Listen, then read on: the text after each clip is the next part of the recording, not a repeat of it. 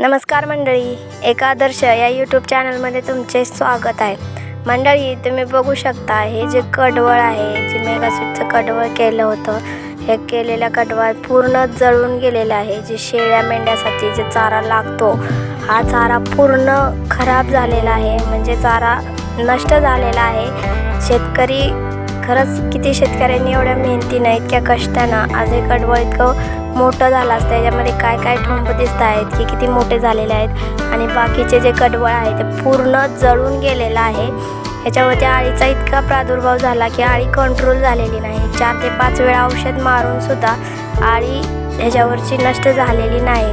तर मंडळी, तुम्ही बघू शकता हे कडवळ किती खर्च आला असेल, ह्याच्यासाठी किती मेहनत करावी लागली असेल, खुरपण करावं लागलं असेल.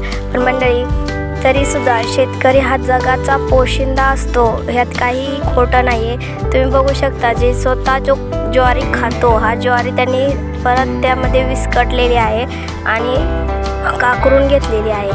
बघा तुम्ही, ही जी काकरून घेतलेली जी ज्वारी आहे, म्हणजे काकरून घेणे म्हणजे बुजवून घेतलेली आहे. मातीखाली जी खायची ज्वारी आहे ते गाडलेली आहे आणि ती इतकी छान प्रकारे उगवलेली आहे.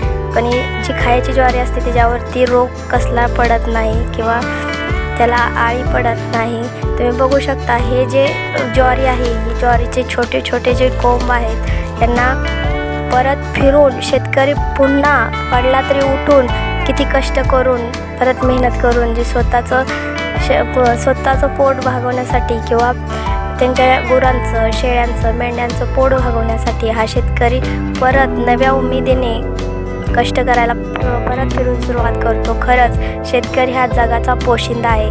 मंडळी, तुम्हाला काय वाटतं, खरंच शेतकरी हा जगाचा पोशिंदा आहे का? जर तुम्हाला वाटत असेल की आहे तर कमेंट बॉक्समध्ये जरूर सांगा. व्हिडिओ आवडला असेल तर चॅनलला सबस्क्राईब करा. धन्यवाद.